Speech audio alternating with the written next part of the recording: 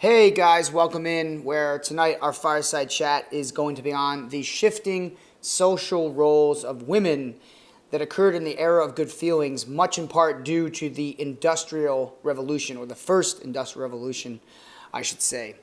As we discussed today in class, during the first Industrial Revolution, more women are going to start becoming a part of the factory system. The demand for labor was high in the northern factories, which were producing textiles and other goods, but especially textiles for the women. And we discussed also as to why women were chosen to work in these textile factories and these textile mills. And the answer a lot of times came down to simply cost. Women were cheaper labor than the men. And this was really highlighted in the reading that you guys had, the diary of one of the workers that worked in those famous Lowell mills. Or was it Lowell? Or was it Lowell? That's right. It was Lowell. You guys were teasing me about the East Coast accent there. But the reality is, in the Lowell girls' reading, which we'll discuss more tomorrow, there were a lot of talk about the wages. And one of the great aspects of the Industrial Revolution, not just for women, but for every worker that was working in factories and mills, people were getting paid. And as farmers, you only get paid for what you grow. But one of the effects of the first Industrial Revolution is that people were making money. And because people were making money, now they're actually getting money to spend. But women were not even allowed to, in many states, legally. And we're talking like there were laws against women making money. There were laws against women earning a wage. And New York State was one of those laws that had restrictions on women making money. And that's on top of women not being able to vote. The importance of women going into the workforce, though, is absolutely crucial to sort of our evolution of women's rights in American history. Now, in the early 1800s, we know from our study of the Constitution that women were left out in a big way. Women couldn't vote. They couldn't run for political office. There were a lot of restrictions on property, ownership laws, etc. So women were still considered somewhat secondary to men in a lot of ways in society. However, the roles of women within American life were starting to change quite substantially. And aside from women now entering the workforce and going into the factory system, and still helping out, by the way, women still helped out in the farms and whatnot. So women are working now more than ever. That's a fact. But also, what started to shift was women's access to education. Many schools began to open themselves up for education to women. And that stemmed from the demand for a more highly educated female class in America. And the theory behind women entering into education was that ultimately women would become more qualified to teach their children at the home how to become good American citizens. The term for what I'm describing, where women were promoted to go to school, to gain an education, even upper level education, which I'll get into in a second. But the phenomena that developed in the 1800s, and the era of good feelings especially, was known as the Republican motherhood. America was entering this newfound spirit of patriotism, and this newfound spirit of republicanism was brought into the United States via Thomas Jefferson, James Madison, Monroe, the Dem reps. Americans felt that education was the key. Kids needed to be raised in the households through education at a young age. So the question is, who's going to take care of the kids at home? Well, that had always been a role that women played. We discussed this as the cult of domesticity. Women being in charge of the households, women being the ones that raised the kids.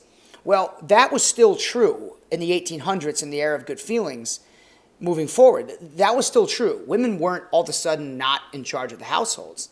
But now there was an extra burden for women to not just be in charge of the households, but also to raise the children and educate them as well. And in order to educate the children, women themselves had to be educated.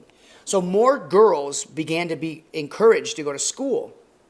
And more universities began to accept women. And the very first college in America to accept women, if you're wondering, this is a great dinner party knowledge question. The first school to bring women in was Oberlin College, which is in rural Ohio.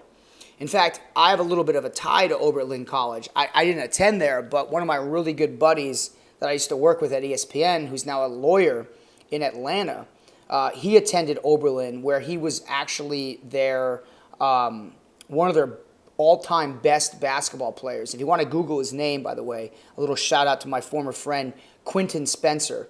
And it's kind of cool about Oberlin, their team mascot is they're known as the Yeomans, which is cool because that ties back to U.S. history in that the sense of like hardworking yeoman farmers that populated much of the Northeast. So shout out to Quentin, my old friend. Hope you're well. If you're watching this, I don't know. We have a big network of viewers here with our Fireside chat. So maybe Quentin's watching at home. If not, a good buddy of mine from back in the day at ESPN.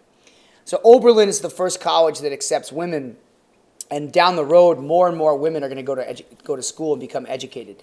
Not because men were looking for women to become liberated from their roles in the cult of domesticity. Not because men were hoping that women could grow into politics or take on larger roles within society. Rather, the idea was to keep women in the household. But the difference now is with this newfound Republican motherhood ideal. The idea was for women to be better educated so they could raise better American citizens, teach their kids how to be good Americans. And in this age of patriotism and nationalism and the era of good feelings, women were required to do so. But here's the interesting part. Not only were women expected now to become good Republican mothers, but they were also expected now to work more. And that's where the dynamic with the Lowell girls and the factory system kind of comes in play here.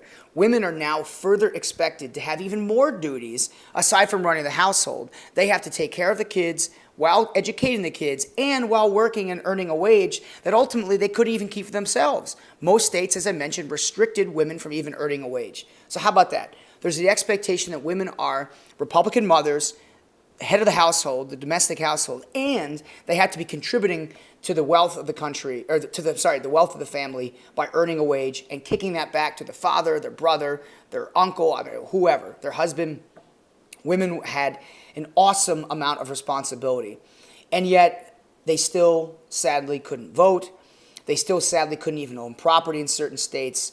So what do we make of this? Well, you've got to look at this as both, a positive and negative aspects. The positives are women are working more. Okay, that's a good thing. That's going to increase women's value within society over time. Is it going to lead to immediate changes? No. But by entering the workforce, women were proving they're more valuable than they were believed to be. The second positive we can take away from this is the fact that women were becoming more educated. Now, even though the reason that they became educated wasn't for themselves to go on to get better jobs necessarily, it was to educate their children better. But still, a more educated female class is a good thing. And think back to those John Adams letters where Abigail was sort of threatening him about how powerful women could be over men. This is going to eventually sort of set up down the road a greater emphasis on women being enlightened and more contributing to society. But no matter how we shake it, the negatives far outweigh the positives. The negative ultimately are the restrictions on women. They're still treated as second-class citizens. The expectation remains that women are to be in the household rather than out in society, making a difference, taking on leadership roles. So there's a give and take here. Women gain a little bit, but they're still kind of kept down beneath the men in society. And that's going to be the way it is again for quite some time. So I'll leave you off with that. Hopefully this was pretty encompassing. I tried to get the graphics and all that stuff back in here since I had a little bit more time to edit. So anyways, I'll end it tonight to keep it under 10 minutes or so, right around there. Hope you guys have a great rest of your Tuesday here. As always, remember the past shapes the future. Take care, everyone.